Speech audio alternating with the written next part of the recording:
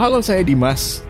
Kali ini kita akan membahas tentang kisah ulama murtad dan ahli sunnah. Berikut ini pembahasannya tentang kisah ulama murtad dan ahli sunnah.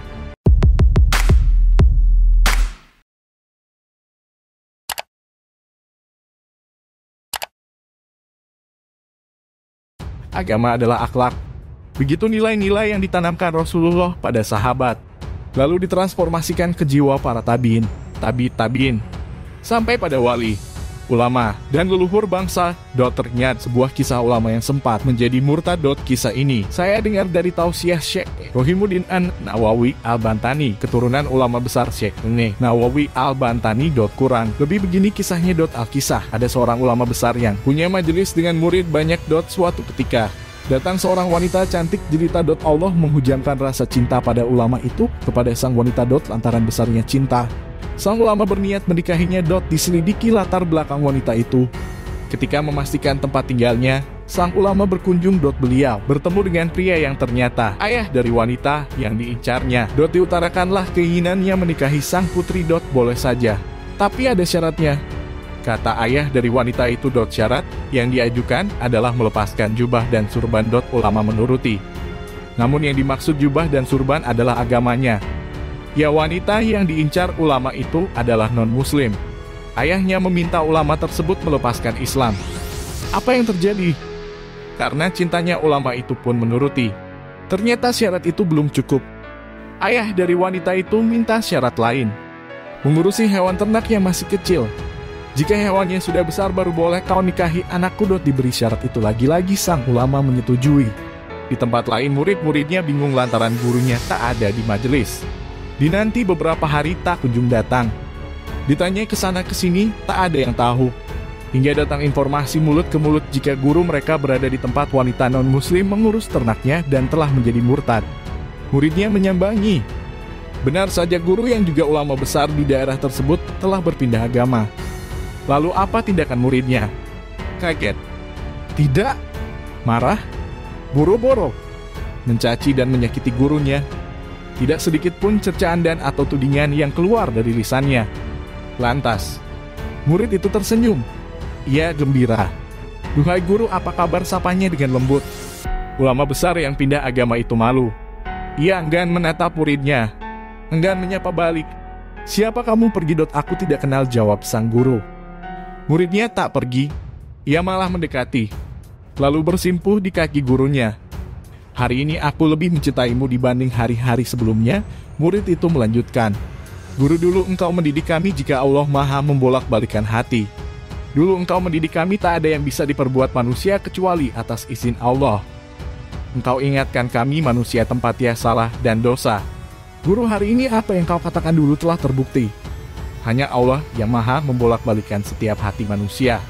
Kembalilah guru. Deresan guru terguncang. Beliau menangis, kembali bersyahadat, memeluk muridnya, lantas kembali ke majelis, membersihkan diri, bertobat. Betapa dahsyat akhlak keduanya. Tak ada kemarahan, tak ada kekecewaan, tak ada caci maki, tak ada bantah-membantah, apalagi fitnahan dan tudingan. Alih-alih pembunuhan, guru dan muridnya menyadari manusia tempat salah dan dosa. Mereka saling mengingatkan, menyadarkan, menyentuh jiwa dan hati dengan kelembutan serta kasih sayang. Berharap muncul hidayah dari Allah. Allah pun membalikan hati sang ulama, hingga akhirnya kembali mendidik murid-muridnya di majelis tersebut. Masya Allah, indahnya. Malu sekali mendengar kisah itu. Elok nian kemuliaan akhlak. Alangkah gembiranya kalau akhlak mereka bisa ditauladani para ulama, ustadz dan aktivis dakwah di Indonesia. Alangkah geram dan takutnya musuh-musuh Islam jika umat bersatu, berteduh dalam satu payung bernama Ukhuwah Islamiyah. Tapi sebaliknya, begitu senangnya musuh-musuh Islam melihat umat terkotak. Sesama ustadz saling klaim, saling balas bantahan lalu diikuti murid-murid dan atau jamaahnya. Belum cukup, tak hanya bantahan di forum terbuka tapi juga caci maki, tudingan bidah, sesat, kafir, musyirik dilemparkan dengan enteng hanya lantaran beda amaliyah. Sesuatu yang telah dituntaskan para imam mazhab. Klaimnya ahli sunnah, tapi akhlaknya hanya Allah yang mampu menilai dan menghakimi.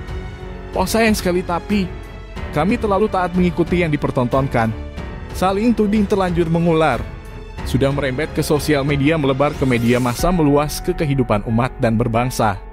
Mengacak-acak ukhuwah, merobek-robek nilai ulas asih, persatuan, teposliro, saling memahami, saling menyayangi, saling memaklumi yang telah dijaga para ulama terdahulu.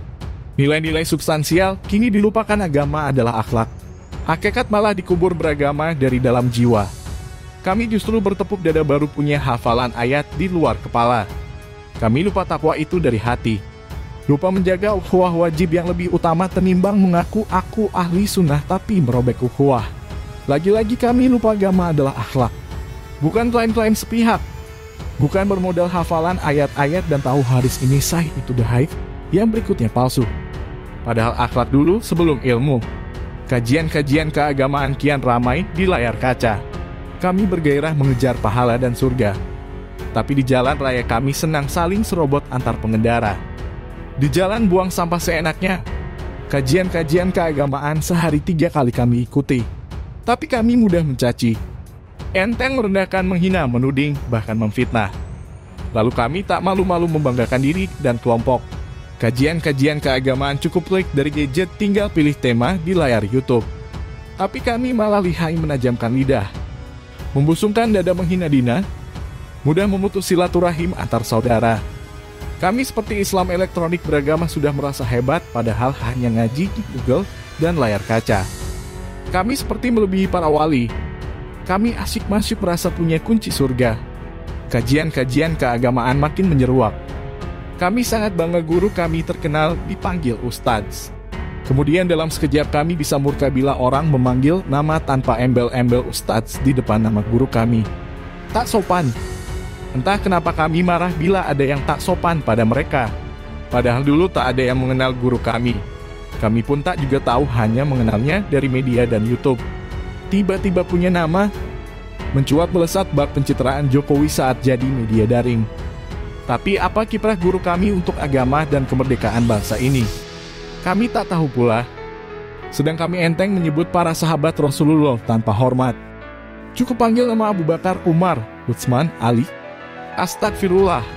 Kami enggan sekadar memberi penghormatan khalifah atau sayyidina di depan nama mereka. Penghormatan itu bidah bagi kami. Kecuali hormat pada guru kami. Kajian street, kajian keagamaan bak jamur. Tapi kami tega mendiami yatim yang lapar. Bayangkan lanjut kalau akhirnya mobil gak bisa bergerak ke sana. Bayangkan kalau ibu-ibu disuruh jalan 5 km di Blitar Selatan yang naik. Tapi apa modus di Blitar Selatan? Itu pemilihan kepala desa. Itu kelompok Kristen. Itu yang membiayai calon-calon yang akan jadi entah itu muslim atau tidak dibiayai, ungkapnya.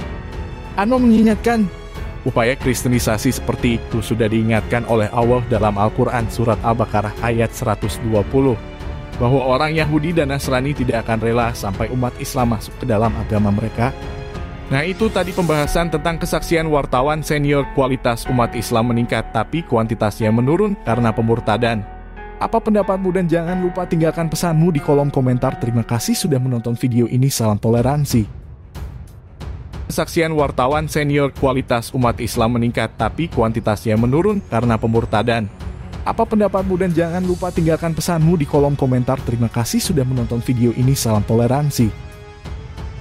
Kesaksian wartawan senior. Kualitas umat Islam meningkat tapi kuantitasnya menurun karena pemurtadan. Apa pendapatmu? Dan jangan lupa tinggalkan pesanmu di kolom komentar. Terima kasih sudah menonton video ini. Salam toleransi. Kesaksian wartawan senior. Kualitas umat Islam meningkat tapi kuantitasnya menurun karena pemurtadan.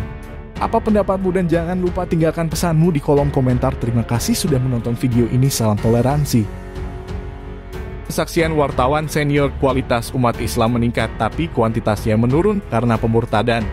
Apa pendapatmu? Dan jangan lupa tinggalkan pesanmu di kolom komentar. Terima kasih sudah menonton video ini. Salam toleransi. Kesaksian wartawan senior. Kualitas umat Islam meningkat tapi kuantitasnya menurun karena pemurtadan. Apa pendapatmu? Dan jangan lupa tinggalkan pesanmu di kolom komentar. Terima kasih sudah menonton video ini. Salam toleransi.